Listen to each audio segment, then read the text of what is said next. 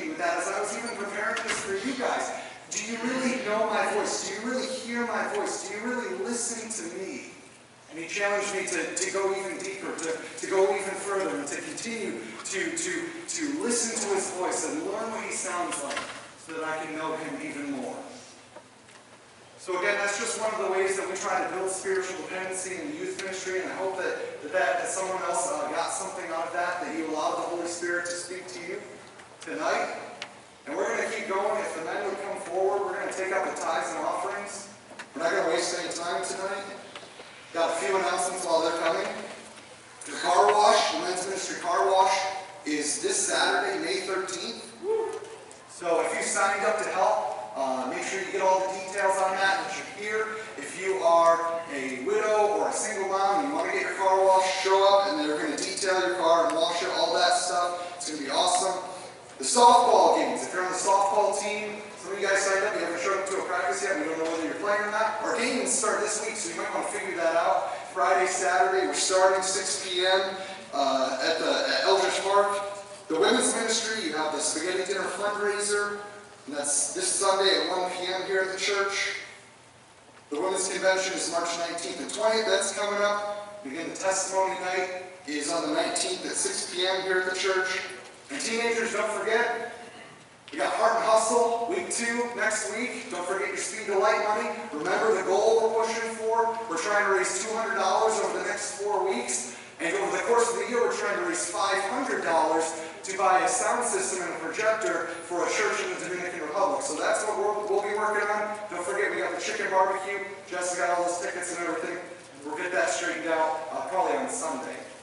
But that's what we got going on here. A lot going on. Lots of places to get involved. We're going to talk about that a lot tonight. Mike, would you return thanks? Dear Lord, thank you for your presence here tonight. We ask you to fill our Pastor Dave with your guidance and love and Holy Spirit for a perfect word and message that we need so desperately. Thank you so much for the blessings that you have given us. And let us be more dependent on you, because with dependency comes more wisdom. We don't need wisdom, we don't need blessings, we just need you.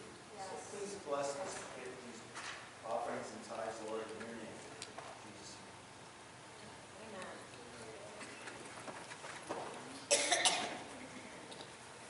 Amen. While they're taking up the offering, I'll just go ahead and warn you that I have bronchitis. So if I have to have a cough drop in my mouth the entire time I'm preaching, I apologize for that. Kathy, I will try to not spit it on you, okay? I don't know if I got that much range. But I'll do my best. You see, I got my meds and water and tissues and everything set out. So if I start coughing, having a fit, just know that I can't breathe, but I'll be all right. And we'll just get through this together. We're just going to, again, rely on the Spirit, right? We're going to rely that He's going to empower me, that He's going to speak through me tonight, and that you guys are going to hear exactly what He wants you to hear, regardless of the imperfect messenger. Amen? Amen. So that's what we're going to do. And we're not going to waste any time. We'll get right into it. So you see right here, if you have your Bibles, I invite you to turn with me to the Gospel of Luke. Luke's Gospel, chapter 14. And we're going to be working from verse 25 all the way down to verse 35 in a lesson that I've entitled, The Life of Discipleship. The Life of Discipleship. And I think that it goes without saying, and hopefully most of you already acknowledge this and already understand this point, that salvation and discipleship are not the same thing. Does everyone agree with that? Salvation and discipleship are not the same thing. Salvation costs you nothing, right? It's that free gift that God has given to all of us, right? It's that free gift, grace. By grace we're saved. All those great things. It's free. And I know that it's easy for us to come into a place like this and to look around and to listen and watch people worship and say, you know what, I wish I worshiped like that person, or I wish I was as far along in my walk as that person. And we look around and we think that everyone is so much farther ahead of us that we forget that you and I, everyone, we're all in the same boat. Sinners saved by the grace of God, and it's just good to be saved. Amen? Amen. So salvation costs you nothing, it's free, but discipleship will cost you everything. Salvation occurs in a moment. some point in your life, you were sitting in a service, or you were in your bedroom and you heard the call. Either the pastor said, if you want to accept Jesus, raise your hand and come forward. And you made that step, you took that step, and in a moment, your whole life was transformed, turned upside down, and you were saved. Salvation occurs in a moment, but discipleship takes a lifetime. Salvation is, again, something that God has done for you, but discipleship is something that you do with God. It's walking and moving and striving for Him, growing with Him. But there's a problem. And the problem is this. Sadly, many preach a moment of decision, but not a life of discipleship. You say, well, why is that a problem? That's a problem. It's a huge problem, because then what happens is people fall on hard times. Life doesn't seem to be going their way. In fact, life can sometimes feel like it's spiraling out of control. Has anyone ever felt that? And you just say to yourself, if I can just get through this one thing, if I can just finish this, then everything will be okay. But then what happens once you finish that? Something else comes. And your life just continues to spiral. And what happens when we preach a moment of decision rather than a life of discipleship, people become disheartened with Jesus, discouraged with Jesus, rather than devoted to Jesus. So in Luke chapter 14, Jesus is going to address this problem. And he's going to talk about the cost of discipleship with some of the strongest, most severe language that he uses in any point in his ministry on earth. And Jesus is going to outline for us what it takes to live the life of discipleship. We have to understand tonight that this is about our whole life. This isn't about some day 20 years ago when you sat in a service and raised your hand and then that was it. This is about your whole life. And Jesus wants to be absolutely, brutally honest with us about what it means to truly be His disciple. A disciple is someone who believes in Jesus, worships Jesus, serves Jesus, follows Jesus, obeys Jesus, yes, believes in Jesus, but doesn't just believe in Jesus, they live a life in light of that belief. Amen? So Jesus is going to ask you tonight whether or not you truly want to live a life of discipleship. And he's going to essentially say the same thing 4 ways. And he's going to continue to pound the same nail over and over and over and over again. And here it is. That nail is this. If you are a disciple of Jesus Christ, you do not quit. Amen? Amen. We live in a world full of quitters. If it gets hard, quit. Here's the big one. If it gets hard, that must mean it's not God's will. If it costs you something, then quitting is acceptable. And people quit on God, they quit on their marriages, they quit on their children, they quit on their church. Christians continuously look for the path of least resistance. It's hard. I need to find another way. Hear what I'm saying tonight. Everything that matters is hard. Everything that matters is costly. Everything that matters will hurt. And Jesus says, do not quit. And here's how he says it. We read these words in Luke chapter 14, verses 25 through 27. Now great crowds accompanied him and turned and said to them, if anyone comes to me and does not hate his own father and mother and wife and children and brothers and sisters and yes, even his own life, he cannot be my disciple. Whoever does not bear his own cross and come after me cannot be my disciple. No one teaches about love as much or as well as Jesus. And no one has demonstrated love for you like Jesus has. And yet here in our text, Jesus uses the word hate. And he tells us that to be devoted to him means that we must hate our mother, our father, our brothers, our sisters, our wife, our own children, and our own life. What in the world is Jesus talking about? What is Jesus saying?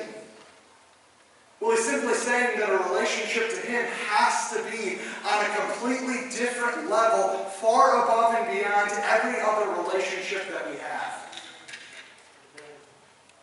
Let me ask you a really easy question. I mentioned that the softball season started, so I'll toss you a softball. Is Jesus worthy of full allegiance and devotion? Yes, not a trick question. Yes, full allegiance and devotion. So that means that nobody else in our life can be as significant to us as he is. No one. Darrell Bock, who wrote the Gold Standard Commentary on Luke, says it this way: the call to hate simply means to love less. The image is strong, but it's not a call to be insensitive or to leave all feeling behind. Following Jesus is to be the disciples' first love. This pursuit is to have priority over family members and one's own life, which means that other concerns are to take second place to following Jesus. Did you catch that? It's to take priority over family members and one's own life, which means that other concerns, such as my own life, have to take second place to following Jesus. And so here in the text, what's happening is Jesus, he's using the language of the Bible, where in the Old Testament, there was two brothers, Jacob and Esau, and in Romans chapter 9, God reveals to us that Jacob I loved, but Esau I hated. Now God was good to both, but he chose to work through the family line of Jacob and put him in the first position of priority. That's exactly what Jesus is talking about here. And maybe some of you are sitting here and you're a little bit confused because you're saying, well, doesn't the Bible say that we need to honor people? Doesn't the Bible say that we need to love people? And the answer to that is yes, the Bible does command us to love and honor our father and mother. It's actually one of the Ten Commandments in Exodus chapter 20. And it's something that Jesus says as well. Ephesians 5 says that husbands must love their wives. Titus 2 says that wives must love their husbands. The Bible shows us that as image bearers of God, that we're to gravitate towards loving affection of our children. But Jesus says that a devotion to him is in an altogether different category, far above and beyond every other relationship that we have. And you say, well, what does this really mean? What are you talking about? What's the point really that you're trying to make here? And Jesus' point is simply this, that you will face relational pressure as a disciple of Jesus Christ to quit being a fully devoted follower of him from those who you love. I'll say that again. You will face relational pressure as a disciple of Jesus Christ to quit being a fully devoted follower of him from those that you love. Simply put, your unsaved friends and family will pressure you to give up your relationship with Christ. This could be your own parents, and some of you have experienced this. Your own parents telling you, we don't want you to be a Christian. We don't want you to go to church. We don't want you to read your Bible. We don't want you to spend time in prayer. What? Why do you have to go to that cult? Your unsaved parents. Some of you have experienced this. And in light of their decisions, you have a decision to make. What relationship is the most important to me? Is it a devotion to Jesus or to my parents? And that is hard. You want to talk about a hard question? Try being a youth pastor when a teenager comes up to you and says, Pastor, what do I do? My parents, they don't want me to be a Christian. I come here and it's easy to worship and I can listen to you. But I go home and it's so hard. Everyone's fighting all the time. And I try to pray and I try to spend time in my Bible, but they don't want me to do it. It's easy to lose perspective on things like this. But try listening to a teenager when they explain to you that if they're playing video games, bad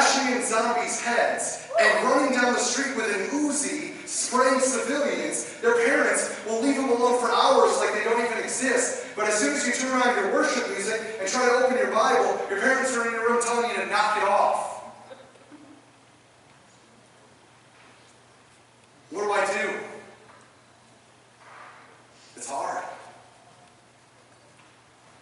Jesus says this can even come from your own siblings, and family members have a way of making you feel especially guilty. Like you've betrayed the family. Right? They don't talk to you anymore. They don't come around anymore. The holidays are awkward. Everyone's uncomfortable. And you've created the problem because of your love for him.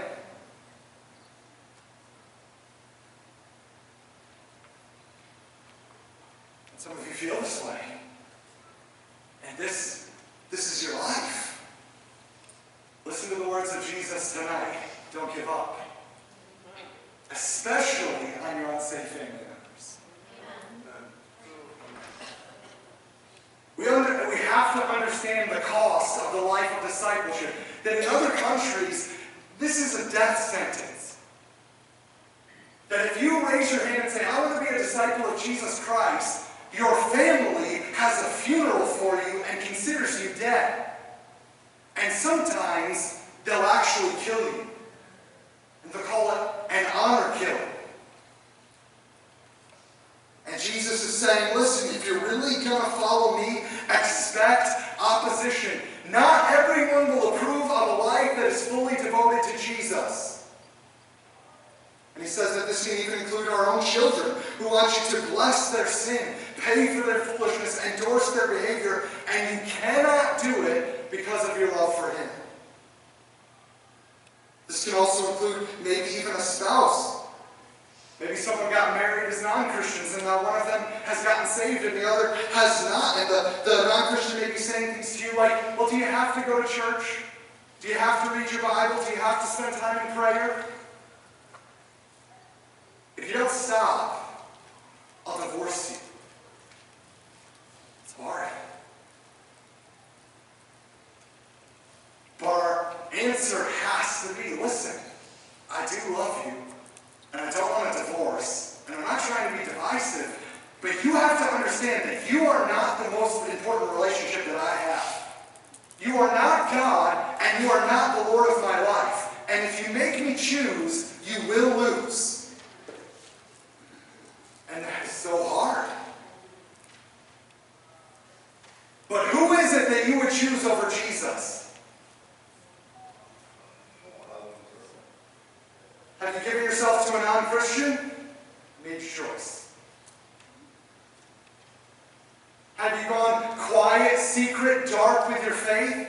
Because you don't want people to speak ill of you? Because you don't want people at work to make fun of you or to know you're a Christian? Or maybe even worse yet, because you don't want them to ask you questions that you know you don't have the answer to. Because then you might have to defend your faith or give a reason for the hope that you have. And since you haven't devoted yourself to know how to do that, you're scared. So you keep your mouth shut.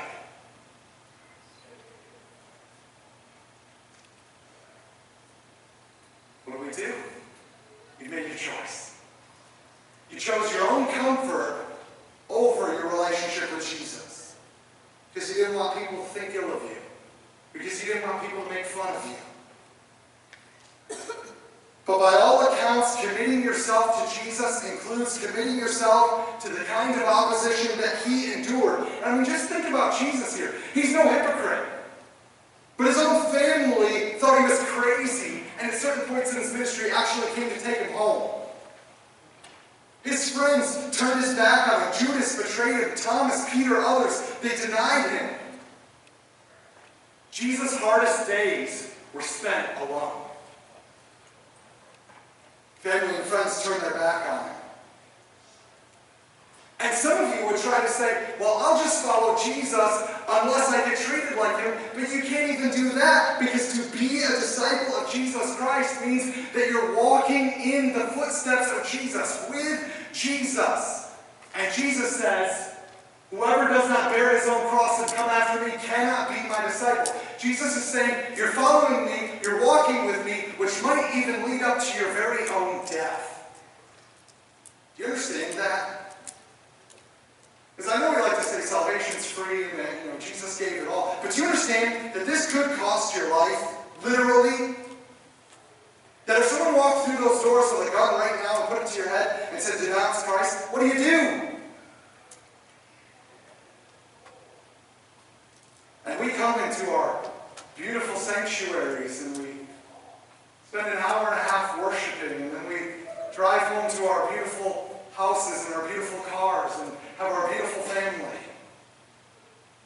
And we forget that there's people that's paying for this with their life. That they're laying it down, they're putting it on the line for Jesus. That's the cost of being a disciple. It takes your whole life. Jesus says you got to pick up your cross and follow me. And it's very disrespectful and actually a huge pet peeve of mine when people use this for like minor inconvenience. Like if the car breaks down and they got to take the bus and they're like, well, I guess it's my cross to bear. That's not what Jesus is talking about. Carrying your cross in that day is literally a dead man walking. Someone who is convicted, condemned, on their way to death. They would carry their cross through town to be humiliated, shamed, scorned. You would carry it all the way to your place of crucifixion. Then they would strip you naked or nearly naked and nail you to the cross. Then they would hang you up in the sky and everyone would gather around and make fun of you and laugh at you. And you could hang there for days with your tears and sweat and blood and urine dripping off of your body into a pool beneath you. And Jesus is saying, if that's what it takes, that's what I'm asking you to be prepared to do. It's your whole life. It's not one moment 20 years ago when you raised your hand. We live in this day of easy Christianity, where we don't really even think about this. And maybe you're sitting there saying, aren't you being a little harsh? Isn't this a little extreme? I mean, it can't really be that bad, can it? I mean, let's take some examples. We'll go straight to Jesus. Okay, Jesus dies on the cross and ascends back to the heavens, and he leaves his 12 disciples. He sends the Holy Spirit. Do you know what happens to the 12 disciples? Every single one of them dies for Christ. Except, of course, for Judas, who killed himself. He was replaced, and that guy died for Christ. And John, who was boiled in oil, but miraculously survived, and Domitian was so freaked out that he sent him to the island of Patmos, and God, of course, sent him the revelation that's in our Bible. But these guys, they were run through with spears, they were tied to trees and shot with arrows, they were crucified upside down. They laid it on the line for Jesus. And so do I think this is harsh when I'm preaching tonight? No, I don't. You know what I think? I think the church is really, really bad at preparing Christians to face the kind of opposition that we are and may be facing. And if you think that this could never happen in our country,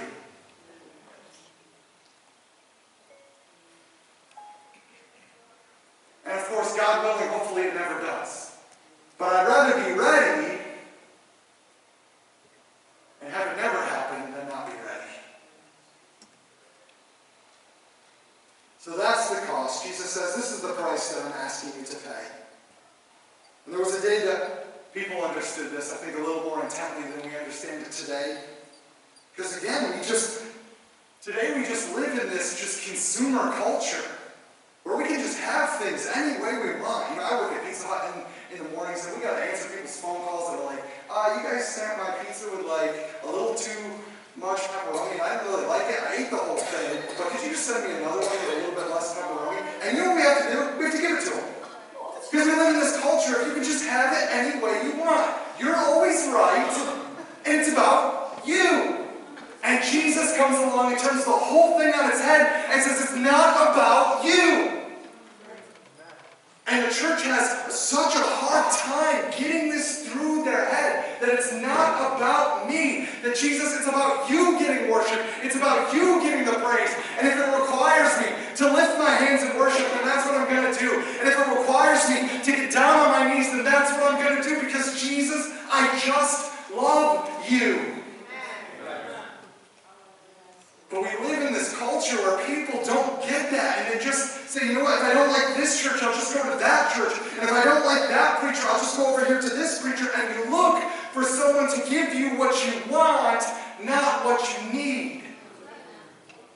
And Pastor said it perfectly on Sunday. And I only walked through the door for just a minute, just to hear if he was getting ready to be done, because I was over in the children's ministry, and he might as well have shot this from an arrow and stuck me as soon as I walked through the door. He said that anybody can come to a church and say, you know what, the worship needs to change, the song selection needs to change, the worship leader, what they're doing, that needs to change, the pastor needs to change what he's doing, and the messages that he's preaching, those need to change. But when I'm the one that needs to change, Yep. Preach it. then all of a sudden we got a problem. At some point we have to look at ourselves and say, I'm the one that has to change, and that's hard. It's so hard to live like that. I mean, just think about it. And hopefully no one in here fits this description, but I mean, how many churches have you bounced around? How many decisions have you made? How many paths of least resistance have you chosen? How many times have you already quit? How many ways have you already quit? Here's a big one. How many other people have you already blamed for your quitting? Right? Because at some point, you had a problem with someone, so instead of working it out, instead of dealing with the problem, you just threw in the towel. You just got mad, threw your hands up in the air, threw in the towel, and walked away. And do you know what happened? That person went on with their life. And they're living life fine. They don't even know what happened. They're out enjoying life. And you know what you're doing? You're dwelling on it. It's eating you alive inside. And you're stuck in the stumbling place. That's a whole other sermon right there. I'm going to write that one down. The stumbling place. They went on living life, and you can't get over it. And you threw in the towel and you quit.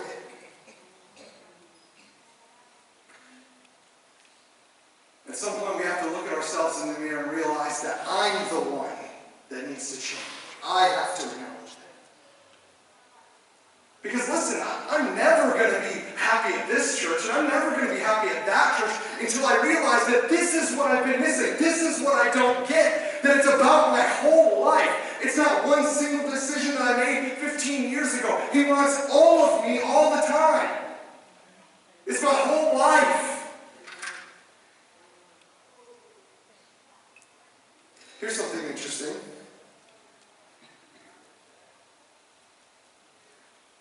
There's one missions organization that when they would ship out missionaries around the world, they would take all of that person's belongings and pack them in a coffin.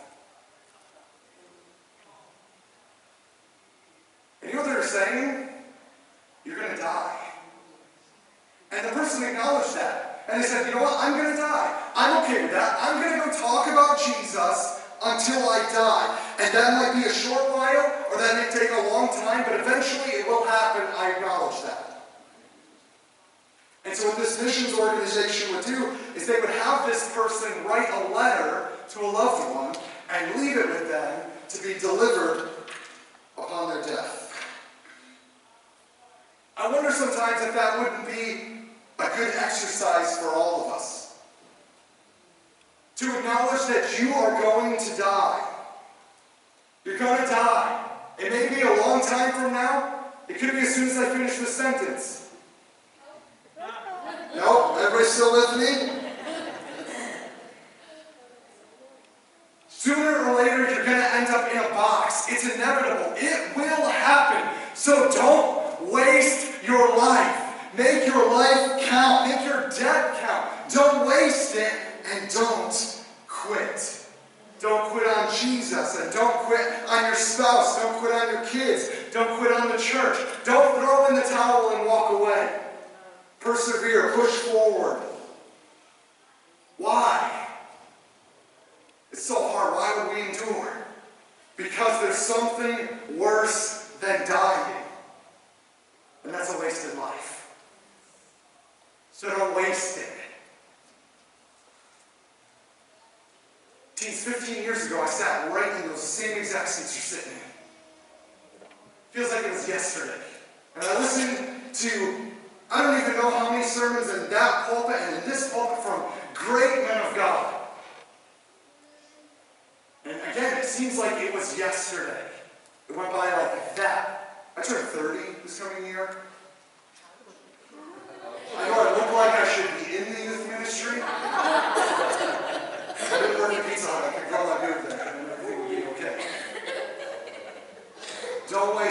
yourself you're leaving soon. You get one shot. Don't waste it. Think about think about the most successful person that you can think about. I'm not going to name anyone because I don't want to get sued. But think about the most successful person that you can. If they don't come to saving knowledge of Jesus Christ, then they wasted their life.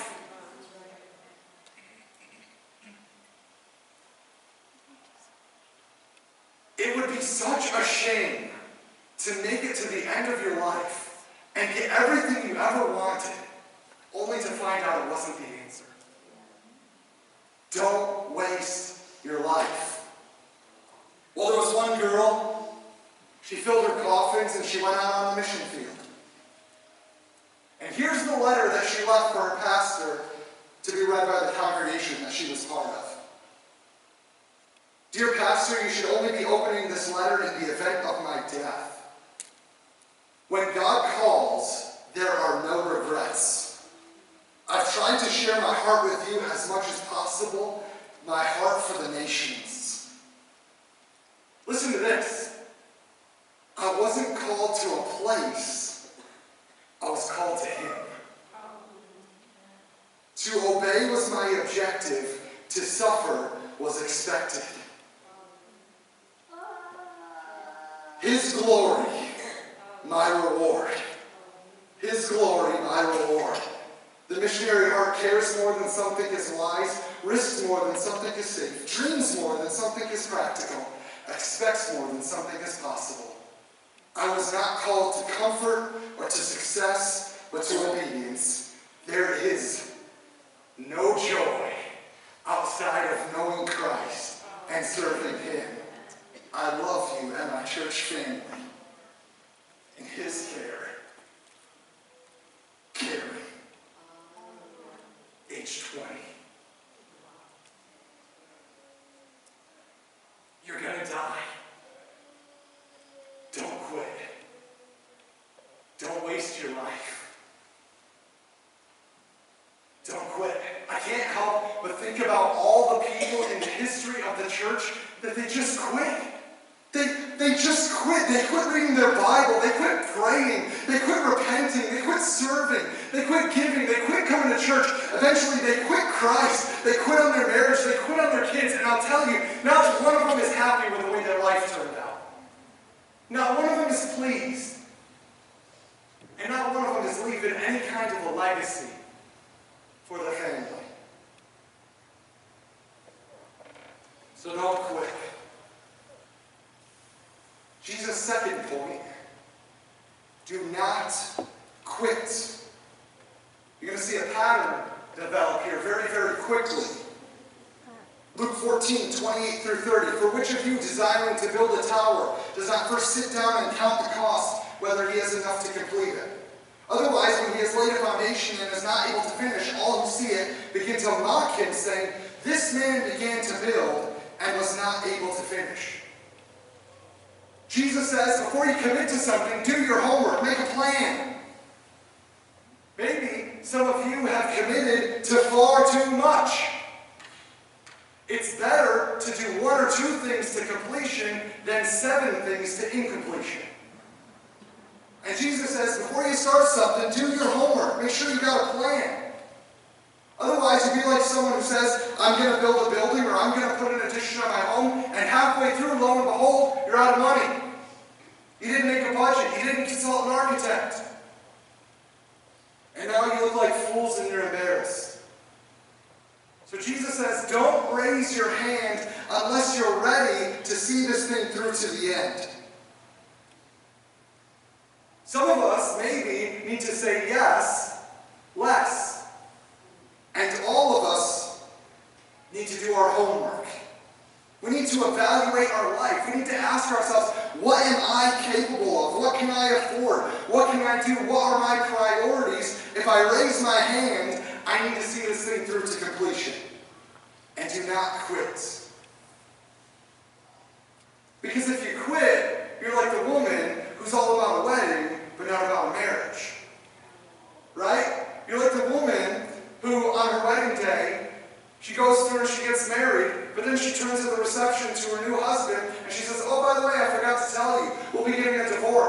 today. Groom says, what do you mean we're getting a divorce today? We just got married. And she looks at her husband and she says, well, I look good in white, and I really, really, really like cake, and I'm pretty photogenic, and it was good to get my picture taken, and I like seeing everybody today, but 50 years seems like a long time. And what you have to understand is the metaphor of the Bible is continuously that we're the bride and that he's the groom, but some Christians want a wedding, but they don't want a marriage. Do you get that? They want to be saved, right? Everybody wants to be saved. Everybody wants to be saved from hell, but they don't want to have to live the Christian life. They don't want to have to give up the things that they like to do. They don't want to have to give up the things that they're addicted to. They don't want to have to give up their time. Why do I have to come Sunday morning and Sunday night and Wednesday night? Why do I have to come to prayer? Why do I have to come to the men's ministry events and the women's ministry events? I don't want to give up my time. They don't want to give those things up. They want to be saved.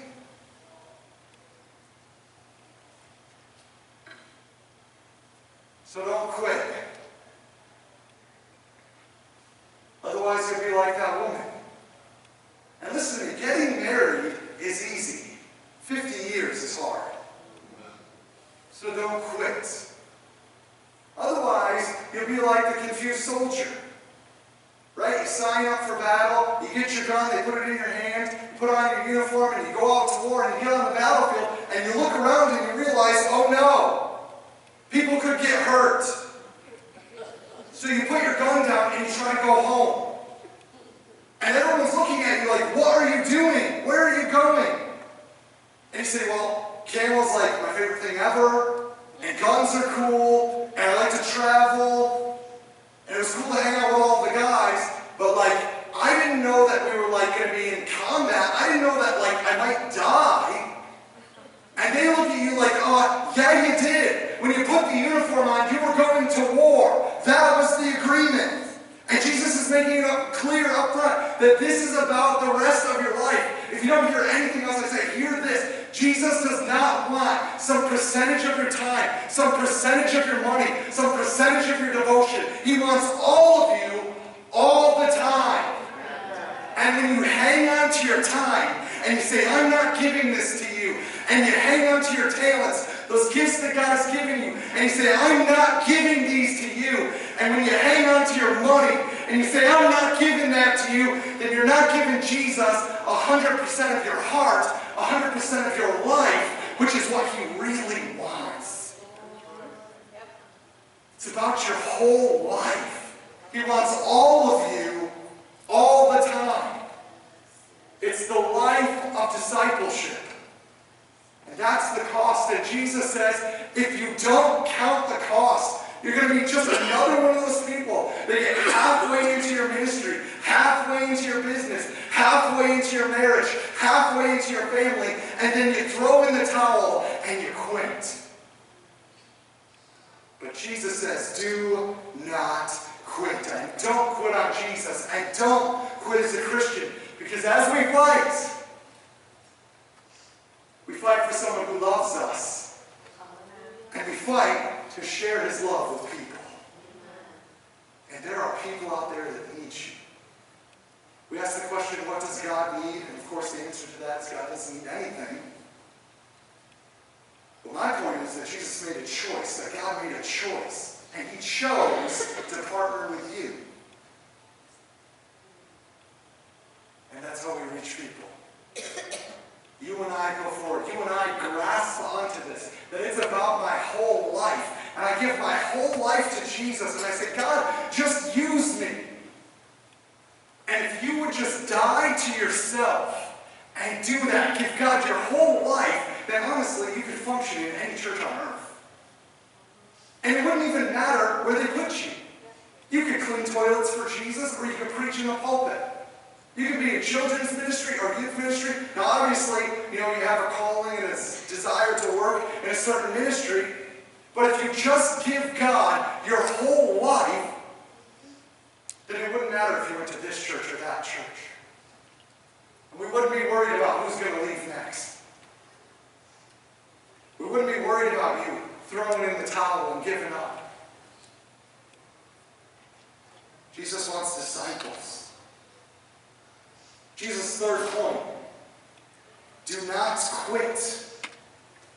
Luke 14, 31 through 33. Or what king going out to encounter another king in war will not sit down first and deliberate whether he is able with 10,000 to meet him who comes against him with 20,000? And if not, while the other is a great way off, he sends a delegation and asks for terms of peace. So therefore, any of you who does not renounce all that he has cannot be my disciple. Jesus uses another analogy here. It's a parable. He says it's like the king who gets mad at another king in another nation. He says, that's it, we're going to war. So he brings all of his generals together and he says, okay guys, what's the plan? And they say, well king, the plan is to surrender. And the king's like, what do you mean the plan is to surrender? What kind of a battle plan is that? And they say, well king, you should have consulted us first. They have 20,000 soldiers, we have 10,000. That means we're going to lose. And it's an embarrassment, it's a shame, it's a humiliation. And some of you have raised your hands and you say, I'm going to do this, or I'm going to lead that ministry, or I'm going to serve here, I'm going to see this through to completion. But you really didn't count the cost, and now you're thinking about quitting. What have you already quit on? I mean, just think about it. I'll give an easy example. I know we're a little into the year for this, but not quite halfway. New Year's resolutions. It's May, right? 5th month. How's that going? How's your weight loss going? How's your diet? How's your Bible reading? Or did you already quit? Did you even make it out of January?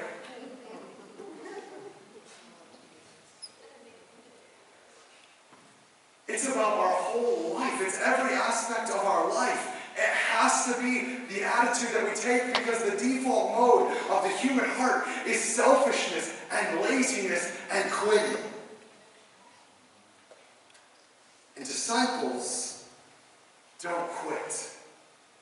I mean, just think about your life. Is your life a series of motivated moments and quitting? One of the root words for disciple is the same as the root for discipline. A disciple is disciplined. Disciples don't quit. Listen, getting married is easy. Staying married is hard.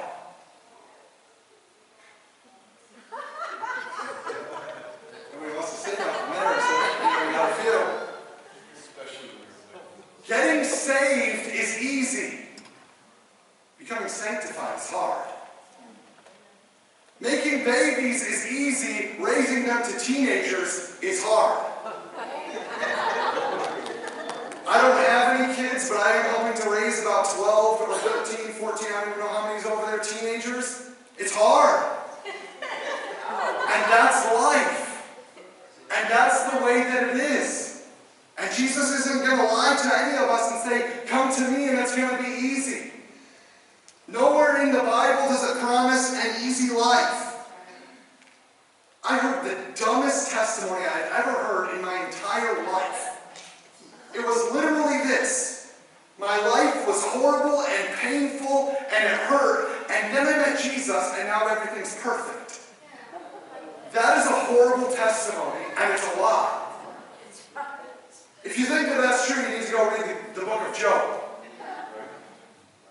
That's a horrible testimony. You want to know what a good testimony is? My life was pretty hard. And then I met Jesus, and it's still pretty hard, but now I know him. And I know that he knows me. And I know that he sees me. And I know that he has a plan for me, that he knit me together in my mother's womb when I was woven together in the depths of the earth. All those beautiful poetic verses, I know that, and I know that he sees me, and I know that he strengthens me, and that he walks with me through the fire. And I know that he's worth it, and someday I'm going to be with him, so I'm okay to go through it. That's a good testimony. Why is that a good testimony? Because Jesus doesn't just fix everything. He just makes the death purposeful. He just makes the suffering and the pain and the hardship and the trials and the sacrifice. He makes it all mean something. He gives our life value, and he gives us the strength to carry on. Jesus says it's a lot like a battle. There's a real enemy. There's a real war. There's a There are real casualties. Not everyone makes it, and there are real quitters. Don't be one of them. Don't be one of them. Carry on. Persevere. Push forward. Strive.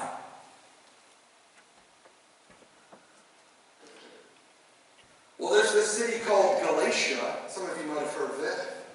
It's to which Paul writes the letter Galatians back in biblical times. It's actually interesting if you study the city historically. The city sits in the middle of an indefensible plain. And so the question has to be asked, how did the Galatians hold on to their ground for so many generations? Right? I mean, it sits in the middle of an indefensible plain. There's no mountains, no ocean, no way to protect it. Yet these guys held on to their ground. How did they do it? And the archaeologists and the historians, they got together and they said, well, these guys, they fought different than most. See, what they would do is when they would go into battle, when they would go to war, they would bring their wives and their children with them. And they would wake up in the morning and they would gather their family and they would kiss their wife and they would kiss their sons and they would kiss their daughters and they would say, okay, Daddy's going to go to war with those guys right there. And if I lose, they'll be changing your last names. Daughters, you'll be marrying their sons. Sons, you'll be their slaves. And wife, I'm afraid of what they're going to do to you. And then he would leave and go and fight the battle. And if he won, he got to take his family home. And if he lost, someone else took his family home and did whatever they wanted with him.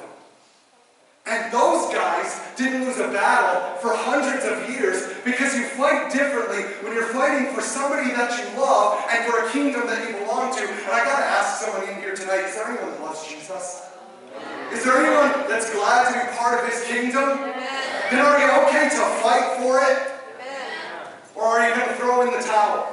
Are you going to walk away? Are you going to quit?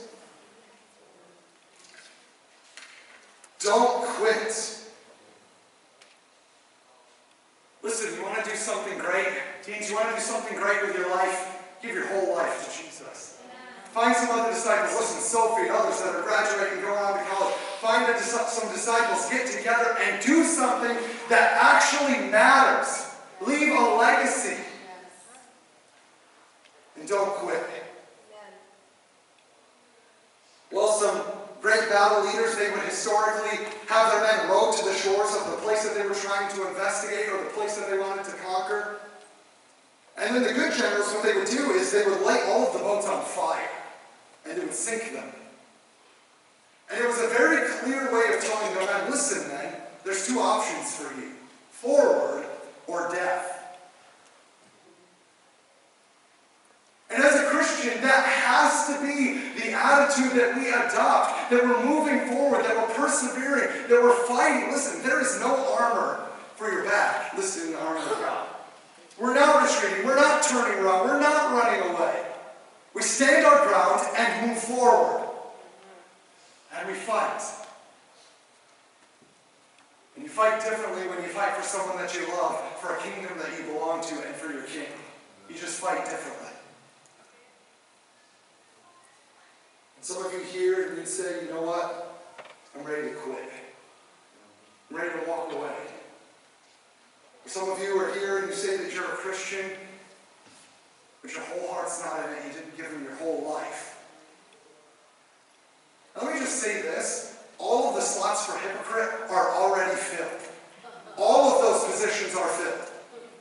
We're not lacking hypocrites. We're lacking disciples. And disciples don't quit. Listen, we don't need more people just to come in and sit in the chairs and fill up space. Now, of course, obviously we want the lost to please go out and get the lost and bring them in. Don't hear me say don't fill the seats, but we don't need more people that just come in and just occupy space. We need people that understand this point that God wants your whole life. We need disciples, and disciples don't quit. Jesus' final point, which is, no, it's actually, no, it is do not quit. Do not quit. Luke 14, 34 and 35. Salt is good, but if salt has lost its taste, how shall its saltiness be restored? It is of no use either for the soil or for the manure pile. It is thrown away. He who has ears, let him hear. Jesus says we're supposed to be like salt. We're supposed to be preserving for the kingdom. We're supposed to enhance life for others. If nothing else, he'll at least throw us on the manure pile so that we'll be used for fertilizer, or at least do something good. And Jesus says that some are just worthless. Why? Because worthwhile living is something that you have to commit yourself to. Listen, don't be worthless. Do something great with your life. Give it to Jesus. Does your life make a difference? Does it count? Where are you serving? What are you giving? Your time, your talents, your treasures. Where are you pouring yourself out? What ministry are you involved in? What kind of legacy are you leaving? Or are you just here? Right? I mean, I've been to several mega churches, and one of the reasons why I really don't think I would ever attend a mega church is because it's so easy just to come in and just fit in with the crowd. And you can just exist. And you can come in and you can leave and no one even knows you. Is this you? Are you just there? It really does matter how you live your life. It really does. It's not just get saved and then go to heaven when you die, but it's being a disciple along the way. It's living the life of discipleship. That is really important.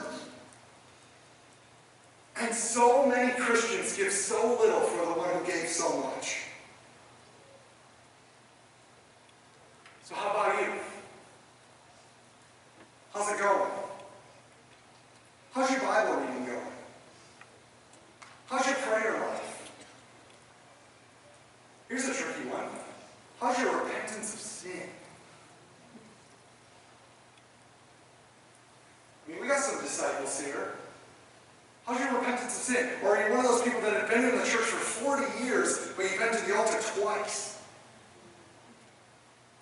How's your spirit-filled devotion? How's your giving? How's your serving? Who are you helping? What are you accomplishing? What are you completing? Or have you already quit?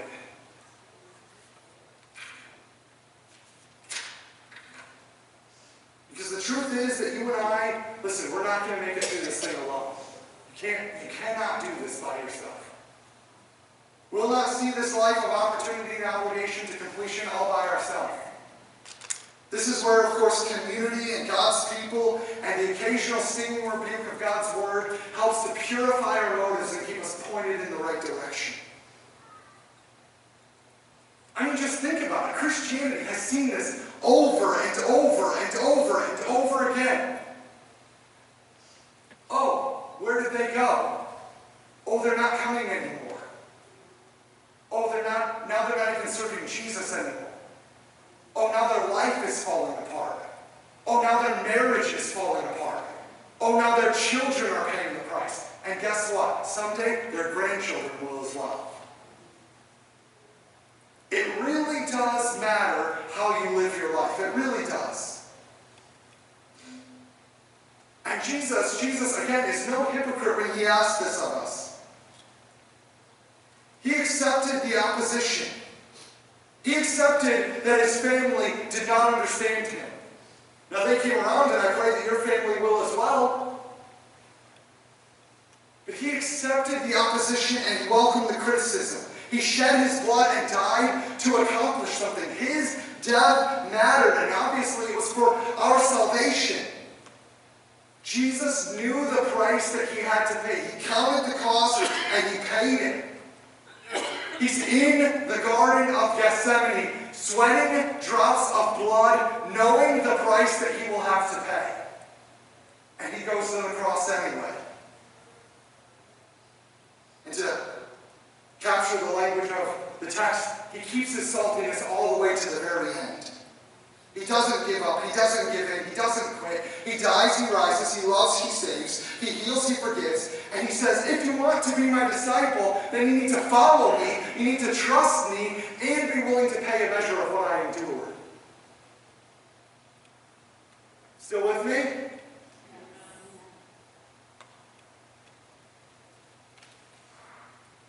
And some of you possibly have never heard this. Probably most of you have. Or you've never seen this. Maybe you were told at some point or another that God loves you, and if you want a good life, just raise your hand and say yes to Jesus. Maybe you weren't really told the whole truth. So don't get disappointed with life and frustrated with Jesus. Get disappointed and frustrated with a person that didn't tell you the whole truth about following Christ. And don't quit. Don't give up. This is why whenever I pray with someone, whenever I lead someone in the sinner's prayer, and they come up to the altar, and I say, wasn't that easy? Guess what? You're in the family of God. We're here for you. We're around you. But guess what? Listen to what I'm going to tell you. In a moment, you're going to leave, and you're going to go back into a real world with real darkness that really doesn't want you to have a relationship with Christ. And all of your problems aren't going to vanish overnight. So you need to keep in touch with us. And if there's anything that I can do to help you, you need to contact me. And I started off the service by saying that the church is really bad at preparing people for the opposition that they're going to face. And this is one of the problems that we have to correct. And I'm not saying that that has to happen, the first day, like, welcome to Christ, are you willing to die for him today? Obviously, it doesn't happen that quickly. That's not what I'm saying. Right? And I always give the illustration of a baby learning how to walk. Right? They're, just getting the strength to stand up. And then they, start to move a little bit. And then they start to do one of those where they're like hanging on like this, but they're like way out here. So you're like, come on, walk. And then they let go, and they try to take a step forward to you, and what happens? They fall. Do you yell at them? Do you scorn them? How dare you fall? No. You'd be crazy. Now, if they're 7, and they still don't know how to walk, then we have a problem. And I think the church is filled with a lot of 7-year-olds that don't know how to walk.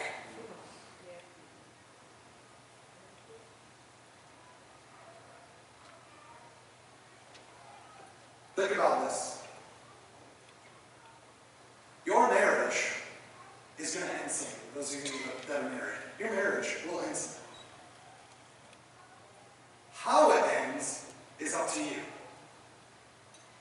Will it be in a courtroom filled with anger and a nasty custody battle? Or will it be in a hospital as the one you built your life with and the one that you love that passing on into eternity? Your marriage will end, but how it ends is up to you. You're going to die. I'm going to die. I'm not looking to die, but if I do die, I want it to count. I want my death to count. I want my life to matter. I want to leave a legacy. I don't want to be someone that was just here. And what I love about Jesus is he's just absolutely, brutally honest. And it seems crazy to me that this man, with this message of come and die, would gather billions of people into himself. But that's what he's done. And this message comes to us today from the Bible, from Jesus, and he's saying, continue. Don't quit. Continue. Press on. Move forward. And you know what? Our church, we're doing this. We didn't shrink last year. We grew. We didn't have less money in the account. We had more. We didn't have less people attending the church, less teenagers, less children. We had more. It's actually fantastic. Amen? I know it's getting late, but I'm closing here, I promise. I'm going to be quick. Stay with me. It's fantastic what God is doing in this place. But my fear is that what can happen in a church like this is that we can start to think that maybe we've accomplished something. Because momentum, you see, is either forward or backward. You're either moving towards Christ and growing in faith, or you're moving away from Christ and you're losing your faith, decreasing your faith. And what kills a church in a position like ours, you see what happens is if you have disciples and you have the unsaved, everything will be fine. But what kills a church in a position like ours is all of the consumer Christians. I talked a little bit about the consumer culture. All of the consumer Christians that come in, all those people who don't come to church regularly, who don't come on Wednesday nights, who don't enter in, who don't serve, who don't give. All those consumer Christians that come in, and they just sit. And it's consumer Christians that kill a church in a position like ours. And some of them might say, well, you know what, you guys set the bar too high. You know what, Jesus set the bar high. He said, this is about your whole